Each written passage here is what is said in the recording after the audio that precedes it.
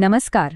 आजच्या या विशेष विश्लेषणामध्ये आपण एका अशा विषयावर बोलणार आहोत जो थेट आपल्या शहरांच्या वास्तवाशी आणि मानवी हक्कांशी जोडलेला आहे. संविधानाने प्रत्येक नागरिकाला निवाऱ्याचं वचन दिलंय, बरोबर? पण प्रत्यक्षात काय घडतंय? या निवाऱ्याच्या आश्वासनाचा रिअल इस्टेट क्षेत्रात कसा फायदा उठवला जातोय आणि या दोन गोष्टींमध्ये किती मोठी दरी आहे, हेच आपण आजच्या या सविस्तर विश्लेषणातून उलगडणार आहोत. इथे एक खूप मोठा आणि साहजिक प्रश्न निर्माण होतो. झोपडपट्टीत राहणाऱ्या आर्थिकदृष्ट्या दुर्बल लोकांसाठी बनवलेली गरिबांच्या हक्काच्या घरांची योजना खाजगी विकासकांसाठी अब्जावधींची सोन्याची खाण कशी बनली? असा कोणता मार्ग होता ज्याने गरिबांच्या निवाऱ्याचं स्वप्न विकासकांच्या तिजोरा भरण्याचं मुख्य साधन बनलं?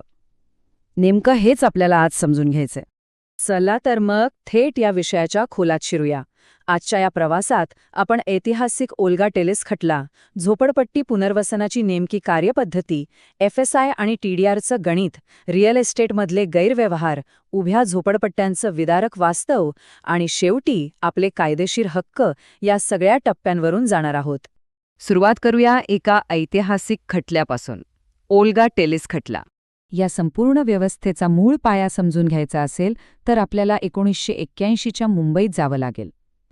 तत्कालीन सरकारने पथपथवासियांना म्हणजेच फुटपाथवर राहणाऱ्यांना हटवण्यासाठी एक मोठी मोहीम हाती घेतली होती. या निष्कासनाविरोधात मोठी लढाई उभी राहिली आणि त्यातूनच 1985चा सर्वोच्च न्यायालयाचा तो ऐतिहासिक निकाल समोर आला. न्यायालयाने अगदी स्पष्ट शब्दात सांगितलं की अवाजवी बळाचा वापर करून आणि कोणतीही पूर्वकल्पना न देता गरिबांना हुसकावून लावणं हे पूर्णपणे असंवैधानिक आहे. एवढंच नाही तर संविधानाच्या कलम 21 अंतर्गत येणाऱ्या जगण्याच्या अधिकारात उपजीविकेचा आणि निवाऱ्याचा अधिकारही समाविष्ट आहे, हे न्यायालयाने ठणकावून सांगितलं. त्यांना केवळ अतिक्रमणकारी मानण्यास न्यायालयाने तीव्र आक्षेप घेतला होता. याच निकालामुळे एका भक्कम कायदेशीर आणि भावनिक लढ्याचा पाया रचला गेला. भारत हे कल्याणकारी राज्य आहे, त्यामुळे समाजातील अत्यंत वंचित घटकांना निवारा आणि सन्माननीय जीवन जगण्याचा अधिकार मिळवून देणं हे सरकारचं कर्तव्य बनलं. आणि याच घटनात्मक वचनातून पुढे महाराष्ट्र झोपडपट्टी कायद्यासारखी धोरणं अस्तित्वात आली.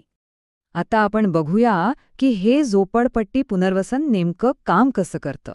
हे संविधानाने दिलेलं कर्तव्य पार पाडण्यासाठी प्रशासनाने जी यंत्रणा उभी केली तिचा मुख्य आधार आहे हा महाराष्ट्र झोपडपट्टी कायदा. या 1971च्या कायद्यात बदल करून पुढे 1997मध्ये झोपडपट्टी पुनर्वसन प्राधिकरणाला, म्हणजेच ज्याला आपण SRA म्हणतो, त्याला एका स्वतंत्र कॉर्पोरेट संस्थेचा दर्जा देण्यात आला. याचा मुख्य उद्देश काय होता तर परवानग्या मिळवण्यासाठी लोकांना वेगवेगळ्या कार्यालयांचे खेटे मारावे लागू नयेत. SRA ही एकच संस्था सर्वेक्षण करणे, योजना बनवणे आणि त्या राबवण्यासाठी सिंगल विंडो क्लिअरन्स देणारी मुख्य यंत्रणा बनली. आता यातला सर्वात कळीचा मुद्दा समजून घेऊया. ही संपूर्ण योजना क्रॉस सबसिडीच्या सूत्रावर आधारित आहे, म्हणजे एका गोष्टीच्या नफ्यातून दुसऱ्या गोष्टीचा खर्च भागवणं. हे काम 3 टप्प्यांत होतं. पहिलं म्हणजे विकासक झोपडपट्ट्या असलेली मोक्याची जमीन अतिशय कमी किमतीत संपादित करतात. दुसरं, त्या मोबदल्यात तेथील पात्र रहिवाशांना मोफत साधारण 269 ते 300 चौरस फुटांची घरे एका नव्या इमारतीत बांधून दिली जातात. आणि तिसरं म्हणजे उरलेली जमीन आणि अधिकचा इन्सेंटिव्ह FSI वापरून हे विकासक मोकळ्या बाजारात विकण्यासाठी मोठी आणि आलिशान इमारती बांधतात. या फ्री सेल किंवा विक्रीसाठी असलेल्या इमारतींमधूनच खरा आणि गडगंज नफा मिळवला जातो. आता हा नफा कसा मोजला जातो हे समजण्यासाठी आपल्याला 2 अत्यंत महत्त्वाचे रिअल इस्टेट शब्द समजून घ्यावे लागतील, FSI आणि TDR. पहिला शब्द आहे फंजिबल FSI. सोप्या भाषेत सांगायचं तर विकासक प्राधिकरणाला काही अतिरिक्त प्रीमियम शुल्क भरून बांधकामासाठी जास्तीची जागा विकत घेऊ शकतात. पूर्वी बाल्कनी आणि फ्लॉवर बेडसाठी अशी अतिरिक्त जागा ग्राह्य धरली जात नसे, पण आता हे फंजिबल FSI द्वारे अगदी सहज मिळवता येतं. अनेक शहरांमध्ये हा अतिरिक्त FSI तब्बल 35% असू शकतो. विचार करा, यामुळे विकासकाला इमारतीचा आकार आणि पर्यायाने स्वतःचा नफा वाढवण्याची किती मोठी मुभा मिळते. दुसरा महत्त्वाचा घटक म्हणजे TDR, म्हणजेच ट्रान्सफरेबल डेव्हलपमेंट राईट्स. हे ना एखाद्या बिल्डिंग ब्लॉकचा खेळासारखा आहे. समजा एका भूखंडावर विकासकाला बांधकाम करण्याचे काही हक्क मिळालेत, पण तो ते तिथे वापरू शकत नाहीये, तर तो ते हक्क दुसऱ्या भूखंडावर हस्तांतरित करू शकतो. हे हक्क तो बाजारात विकूही शकतो आणि दुसरा विकासक ते विकत घेऊन आपल्या प्रकल्पाची उंची आणि घनता वाढवू शकतो. मेट्रो शहरांमध्ये हाच TDR या संपूर्ण प्रकल्पांना प्रचंड फायदेशीर बनवतो. आणि इथूनच सुरुवात होते ती रिअल एस्टेटच्या सोन्याच्या खाणीची. हे कसं होतं ते बघूया. विविध तपासणी अहवालांमधून एक गोष्ट अगदी स्पष्ट झालीय की हे SRA मॉडेल विकासकांसाठी अक्षरशः गोल्ड माईन बनलंय. होतं काय की मुंबईतील वरळी, ताडदेव किंवा सांताक्रूझ सारख्या अतिशय मोक्याच्या ठिकाणी असलेली सार्वजनिक जमीन विकासकांना अगदी कवडी मोल भावाने मिळते. झोपडपट्ट्या हटवल्या जातात आणि तिथे फ्री सेल अंतर्गत कोट्यावधी रुपये किमतीचे अति लक्झरी टॉवर्स आणि हॉटेल्स उभी राहतात. मूळ उद्दिष्ट गरिबांचं कल्याण हे असलं तरी प्रत्यक्षात ही संपूर्ण रचना विकासकांना जास्तीत जास्त नफा मिळवण्यासाठीच प्रोत्साहित करताना दिसते. पण हा नफा कमवताना नेमके काय गैरप्रकार होतात? ऑडिट अहवालांमधून एक अतिशय विदारक चित्र समोर आलंय.